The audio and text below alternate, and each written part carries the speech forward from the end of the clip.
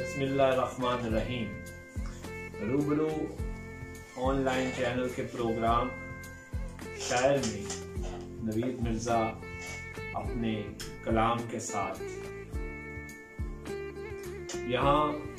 सब नक्श धुंधलाए हुए, खुदाया हम कहाँ आए हुए, दिखाई कुछ नहीं देता फलक पर, नजर में अब्र से छाए हुए, मेरी परवाज झुकती जा रही, परिंदे जाल फैलाए हुए, ये सूरज से मोहब्बत का सिला है, सवा नेज़े पे हम आए, ज़मीं क्या आसमां भी रुक गया है, मगर गर्दिश में हम आए हुए, नए लहजे में कैसे बात होगी, सभी अल्फाज पथराए हुए,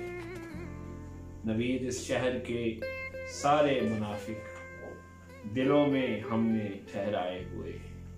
एक गजल और पेश करूंगा। शब्ज़दा रुत में उजालों का सहारा खो गया, आसमां की वसतों में एक सितारा खो गया, दूर वादी में खिले दो फूल पल भर के लिए, मैंने आंखें बंद कर ली या नजारा खो गया, ढूंढते फिरते हैं सहराओं की अंधी याद,